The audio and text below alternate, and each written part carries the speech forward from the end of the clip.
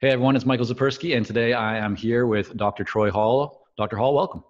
Thank you. It's good to be here. Good to see you too, man. Yeah, so you're an author, a speaker, a consultant, a global expert on talent retention. You travel the world sharing your expertise with billion-dollar companies on how to retain talent. Clearly, this is an issue for many people. Your clients range from prestigious universities to national credit unions, and your PhD is in global leadership. Tell us a little bit more about kind of like how you got to where you are. What kind of things did you study along the way, and what jobs or kind of career path led you to where you are today? Sure. So now this is really a short podcast, so I shouldn't go back to the very beginning of time, correct? Not the beginning of time, just you're a young guy. A few years will do. A few years. Well, thanks very much for that. You're welcome. Well, the interesting thing is, so I'll start out by saying this. When we had our daughter, we knew she was an authority waiting to happen. She grew up to become a police officer, and then she transitioned into, the private sector after that. But for me, I never knew that I was going to end up where I am. I think that what happened, though, is in a life story with my parents as I was a child when I was 12 years old. My mom was diagnosed with cancer, and I was from a very small abandoned coal mining town in West Virginia, and limited education, limited number of people, limited information, and we actually thought mom was going to die. And during that summer, mom poured what I call mom wisdom into me. And she talked about the relationships with people and why it would be important to continue that. And what mom was doing was building me as a leader at that particular point in time and not even recognizing or realizing it. And then through my, my professional career, working in financial services, and then my academic pursuit with business, and then the PhD, MBA, those items, I find myself recognizing that in organizations, individuals who are talent experts are individuals who keep the talent in the organization, and that falls on the responsibility of the leadership. So that's sort of how I got here, was those mom wisdom conversations that drove me to be a person who related to people. And I think I'm a teacher at heart. I love sharing information. One of the things we talk about in some of the workshops that I do is how important knowledge is as power, but you have to finish the rest of the sentence. You see, knowledge is power when it's put into action. Knowledge is not power when you hoard it or 100%. when you just collect it. Was that one of the wisdom pieces from your mom there, or? Oh, yes, absolutely. And then, of course, and then there are a lot of great other individuals that have said some of the same things and information. We've got people here at work who remind us constantly that, it's not just getting the information that's important, but what you do with that information once you actually get it. That's really where things change. And so my pursuit of leadership is all about creating a legacy of other individuals who can be successful in that, because I subscribe to the theory that everyone is a leader. And whether it's implicit or explicit, you have a leadership responsibility in life. If you're answering questions or giving direction, or even just participating and contributing to life in general, you should really be paying attention to leadership. A mom lesson was this. She would tell me that circumstances do not define me as a person. It's the choices I make that define my character. Yeah. And that is just huge, because again, I told you we were from a poor town in West Virginia, and she would say that poor is a condition of the pocketbook, not the heart. Do you have all these written down? Like, did you document all these sayings from your mom? Yeah, I do, and I include them. Some of them are included in the book that we just recently released, and some of them are a part of another book we're working on, and it has to do with my mom and the mom wisdom and things of that nature. Yeah, I mean, I love those. I remember my grandmother had a whole bunch of these. My grandmother and grandfather, especially, the two of them together were like a powerhouse of these little zingers or little sayings that would just, stick with you. My grandma, she used to say, new friends new friends are like silver, old friends are like gold, cherish them both. All these just little sayings that they stick with you, and they're, I think at first kind of glance, or first you hear them and you kind of get them, but when you actually really think about them, and then as you said, don't just hold them in your mind, but actually take action on them, right? Put them into action. That's where magic starts to happen. So And a lot of the Yeah. articles I write are specifically directed from those particular things. And you said your grandparents, I have this one. So I just released an article through a publication, ladders.com, and Hmm. the article had to do with how that it's okay to toot your own horn. And so it comes from a message that Grandma Goldie said, and she said, it's okay, Troy, to toot your own horn, because if you don't toot it, no one else will. Yes. She says, just don't lay on it. Right. Yeah.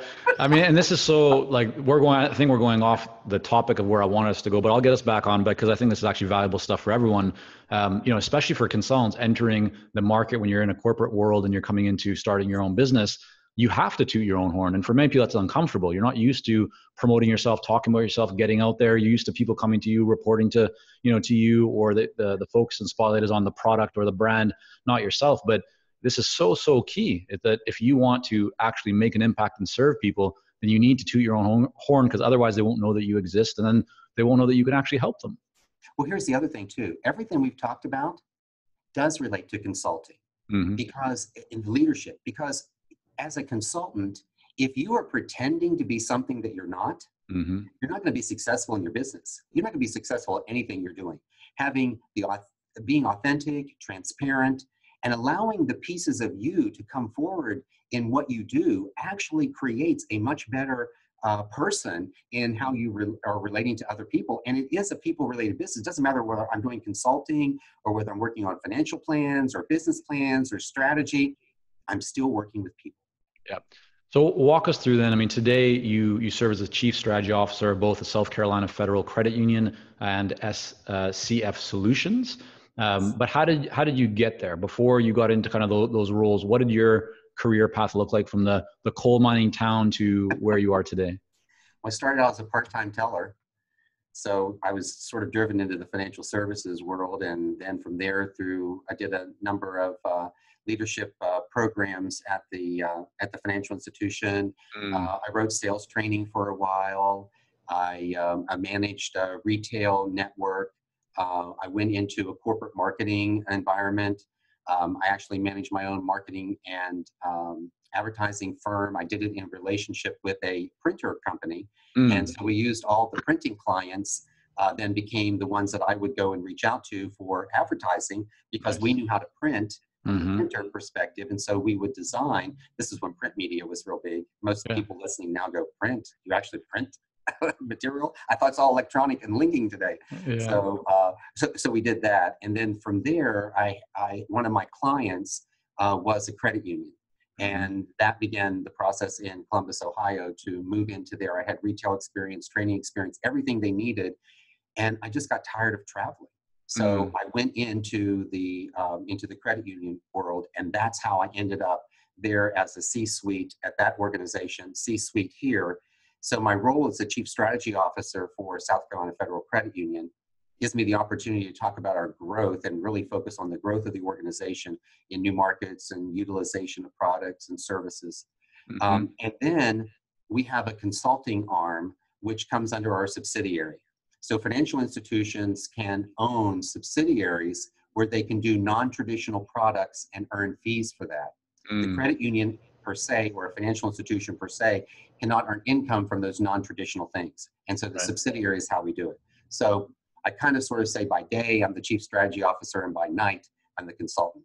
But Right. I still do work during the day.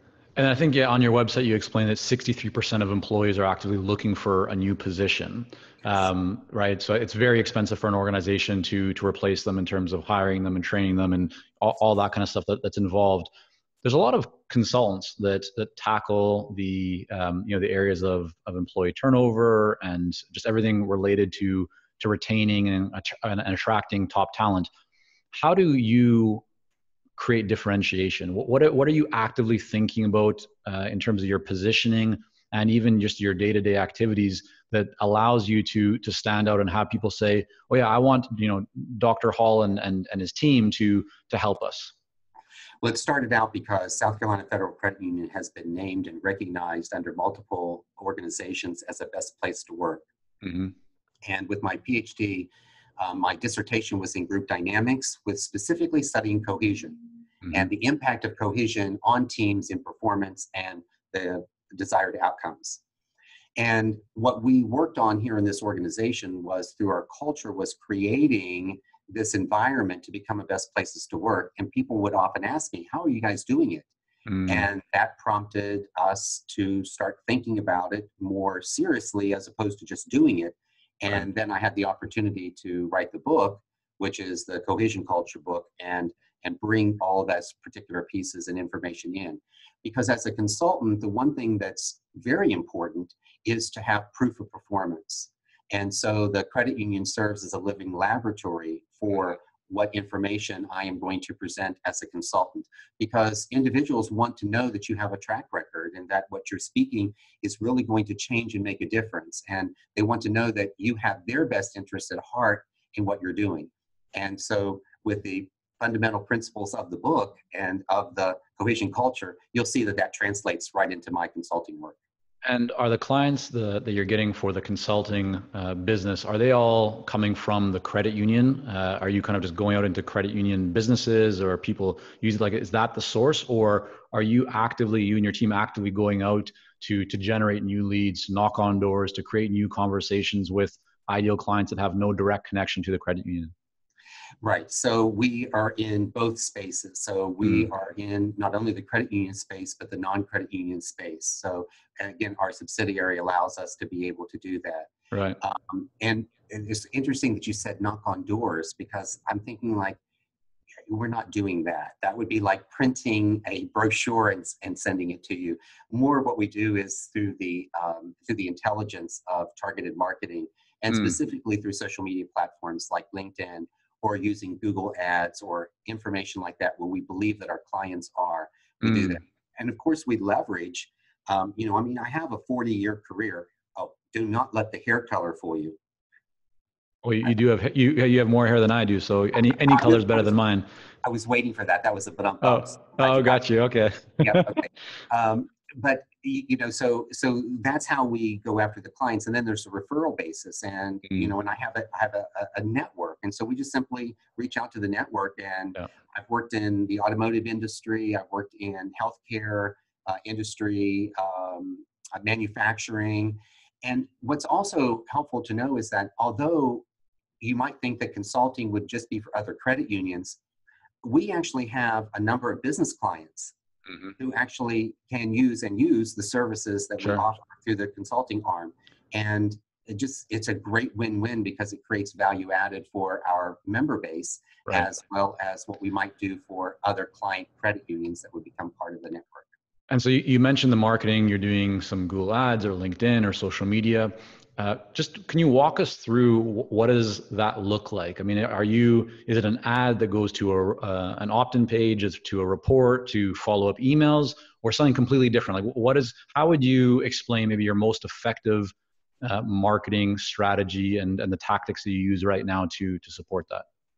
So I will disclaim that I am dangerous. I know enough information now to be dangerous about this, because fortunately I have a team of people who actually work in those areas and do that. And so Yeah. my job is to make sure that I get in front of the client and that they produce the lead for me, so that I can then get in front of the client and actually then close the deal. Got it. So the background pieces that I know we're active in is definitely in LinkedIn. And Mm-hmm. LinkedIn has maintained itself from a social media platform as a great resource for professional business connections. Mm-hmm. And it's not the place that you go and post whether you've had food, or whether you like your clothing, or you're upset with the airlines. I mean, typically that's not the place. There are other social media platforms where that can work.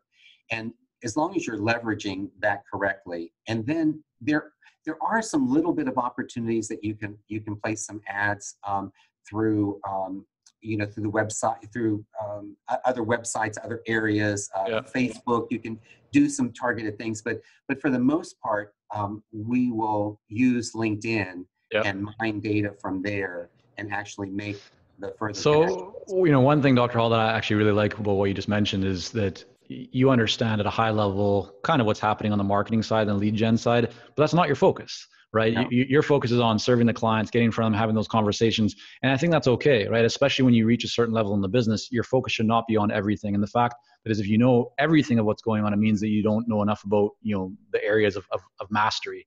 And so I think that's great that you've built a team. And for a lot of people might be listening going, well, I don't have the financial resources to do that, and I need to do it all myself. Maybe not, right? There's always ways that you can find smaller teams, contractors that can start to kind of help you in certain areas. You don't want to offload all of your marketing too early, because you need to understand who your ideal clients are and your messaging. Get that stuff, the foundation placed by yourself or with some support around that. But then, if you're starting to get into paid acquisition channels and media and so forth, that shouldn't be something that you're trying to master all of yourself. From day one, if there's others that can help you with it. Well, you can be the jack of all trades and the master of none. So right. That's certainly something to keep in mind. Yep. And small businesses should consider, they should really consider collaboration.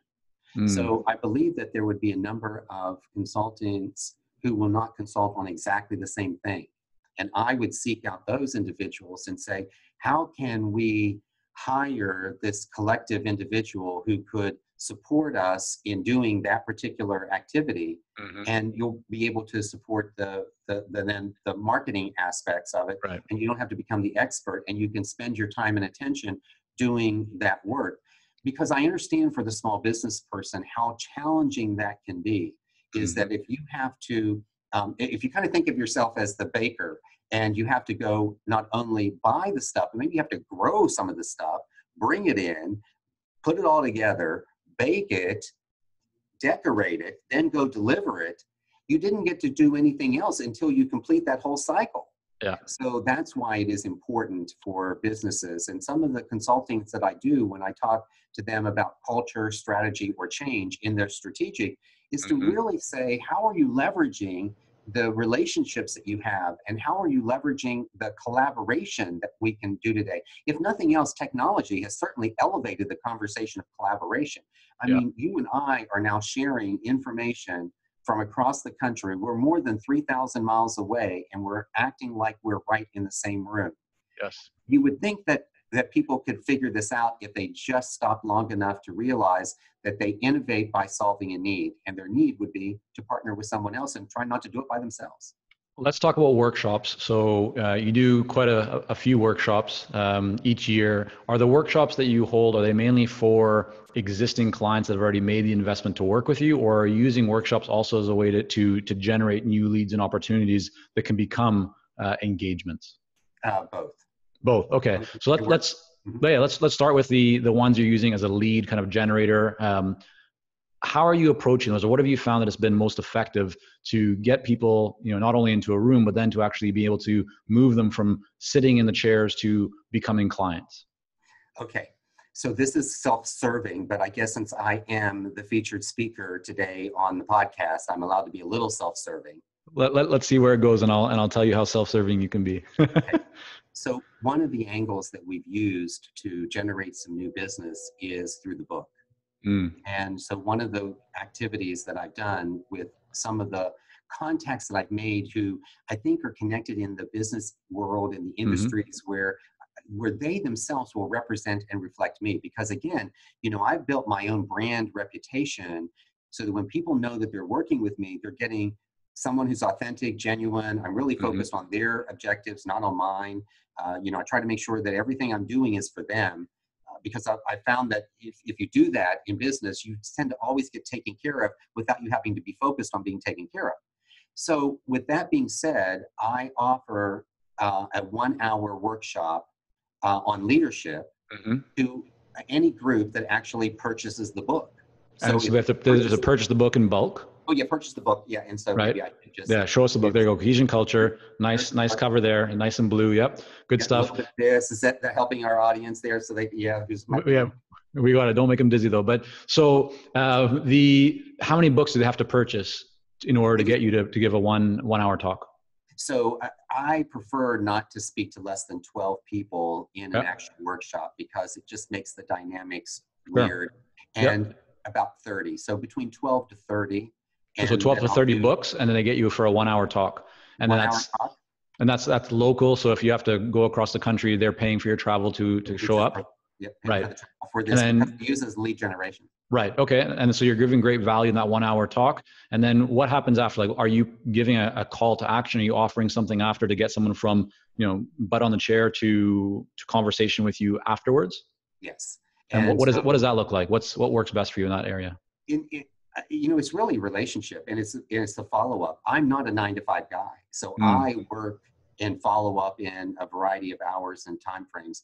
And I'm also I'm just relational. So like Mm. I'll So send what do you people, do, doctor? Because I want to get very tangible. Like, are you getting people to fill in a form? Are they, sending an email? Are they opt in? Like, how do you get someone from being in the chair to having a conversation about becoming a client? it's through my interactions with them. So I will personally connect with them through LinkedIn, which is what I really try to connect through all the Got you. business. So you're getting a list of all the attendees. Yep. You can see who they are, their names, contact info, and then you're just kind of going out one by one, starting to build a relationship with them after they've attended the 1 hour talk. Yep. Yes. Got it. Okay. So there's no mechanism that you're kind of offering like during that 1 hour where you say, go to this page, sign up, request this, request that. It's just one-to-one relational after the talk. Yes. But one of the things I'll do so let's say that I have someone who wants to just go right into the consulting piece. So I've got Mm-hmm. two particular things. One, I have a cultural assessment tool that we use. And Yeah. so that can be administered online. And so I will do the online administration through the organization, Yeah. and we get the results back. We'll run the results through our statistical analysis. We Mm-hmm. will then provide a report to the organization, and then I will spend time with that leadership team, a couple of hours if they would like to digest the material, half day. Right. Just we'll work through what that looks like for them, and so that's one mechanism that I use in the consulting world.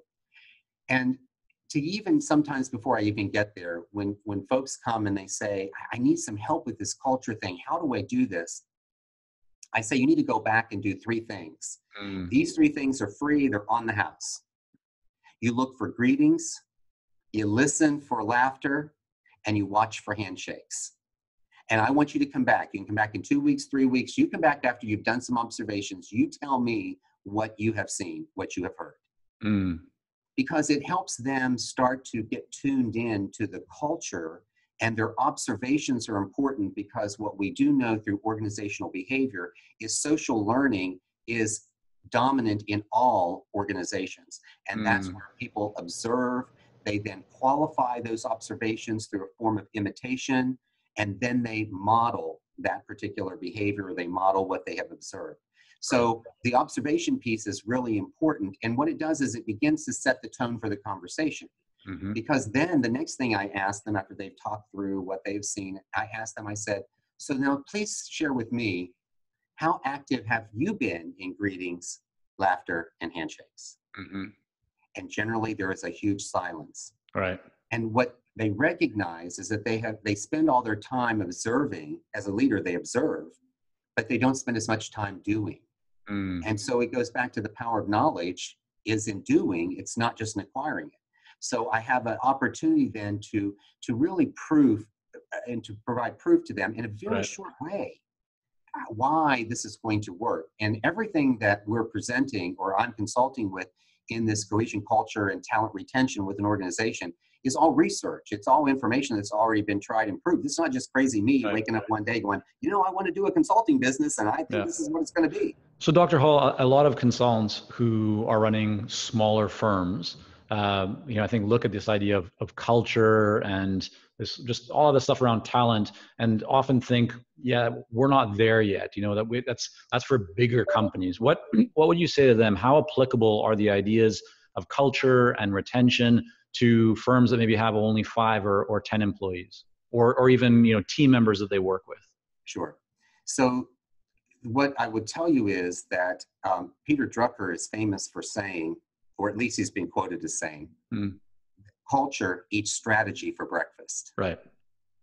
So if you're taking your eye off of the culture that you build, if you think that in a small organization you already have it handled, generally that's usually your first sign that you don't have a clue what's going on. Mm. So what should people And be looking at if they're running a small firm? Like what are a few ideas that they should be focused on that can really help them as a small firm leader to improve in those areas? so I would go back to the framework of cohesion. And that's where we start. So we build the entire consulting piece out of the framework for the cohesion model. And basically, we're looking at the sense of belonging, how you create value for the employee, and then the area of commitment. And here's where most companies go awry in the commitment aspect. They fail to focus on the goals, dreams, aspirations, and the development of the employee and align them to organizational outcomes.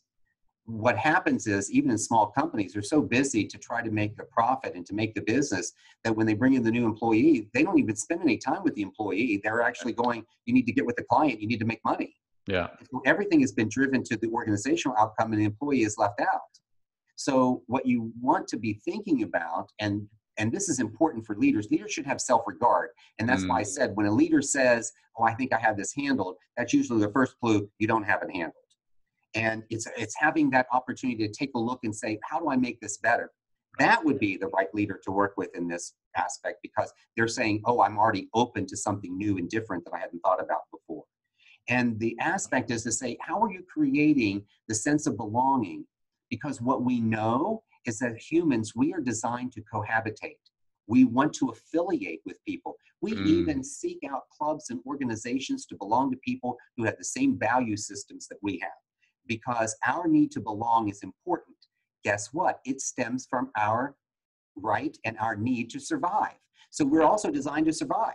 You know, you cannot hold your breath to actually expunge yourself. So there's a mechanism in us that allows us to not do that.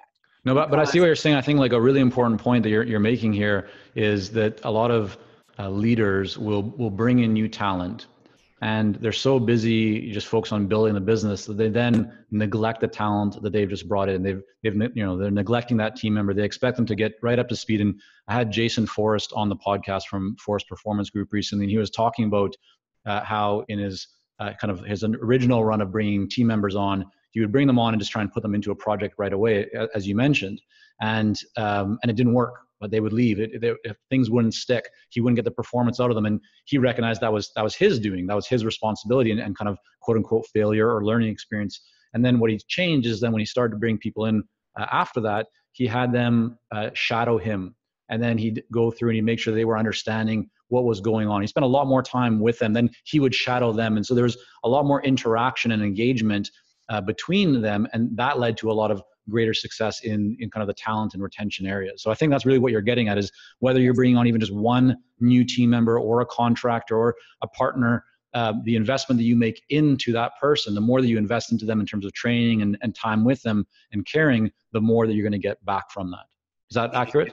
It's absolutely accurate. And here's the other thing too. You get residual value from that, because as you're pouring into that individual, you're actually pouring into the whole community around you. Because when you raise one individual within your community or within your working environment, however you want to consider that, you raise one person, everybody raises. Right. So you spend time with that one person, there's a residual value that's coming down the line for the others. You just can't see it as much as you can when you're working more directly one-on-one with an individual. And companies and organizations say that their employees are their greatest assets, but yet they don't treat them in that way.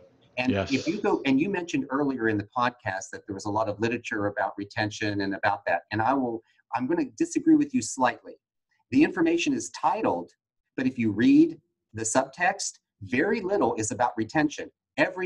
Most everything is driven toward this whole acquisition aspect, which is why I speak on the fact that it's not about acquisition, it's about retention. If your talent team did the right job bringing people in based on the core values of what you want, shouldn't you then be in a position to retain them?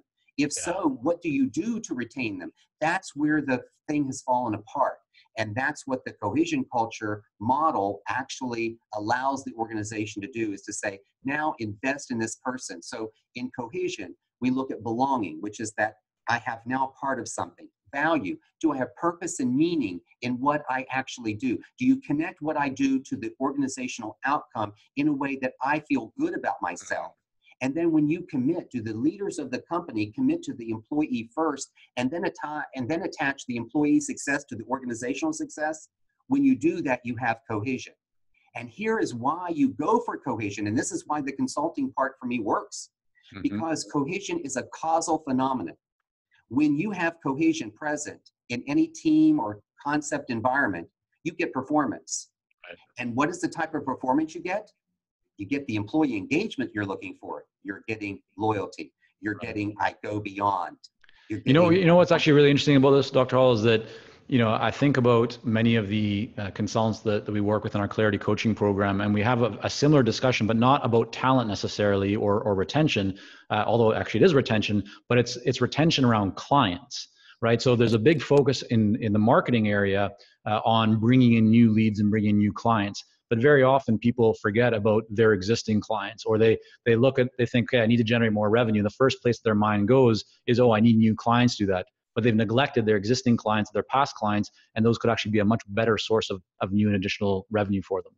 Sure, and creating a cohesion culture for your client base Yes. would be an excellent way to do it, because you're connecting them to the organization and making them feel a part of it. You're not having a party where you're connecting all of your Right. clients, but you're connecting your client to your organization. And so you're letting them in on the culture, and you're letting them in to be a part of it. And you're treating them, I really believe this, like when you say that you have a vendor, I have to wonder a little bit about like how you treat people, because I work with partners. So this person may be an individual who provides me a service, but I don't think of them as just this person over here providing a service. I think of them as integral part. And so I spend time making sure that they understand the culture of the organization, because I want them to be successful. Yeah. And so it actually there's a lot of application on this. And the good news is this isn't just for credit unions and financial services. This translates to every industry that has people who are working toward a common goal to provide desired outcomes for an organization.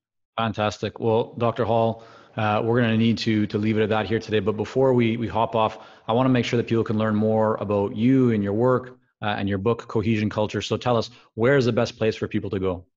Okay, so if you would like to get your own personal copy of the Cohesion Culture, you go to Amazon.com, search Cohesion Culture will come up and it'll be delivered right to you. You want to find out more about me, you can connect me in all social media platforms as Dr. Troy Hall, Dr. Troy Hall. And you can go to the website, drtroyhall.com. It'll talk about the book, speaking, consulting, all the kinds of things that I do. And I appreciate the opportunity to share that information. Yeah, we'll have all that linked up in the show notes, everyone. So just head over to consultingsuccess.com, type in Dr. Hall or Troy Hall, and you will get all that info, all the links. Dr. Hall, thanks so much for coming on. Awesome. Thank you, man. I really do appreciate it. You have a great day. You too.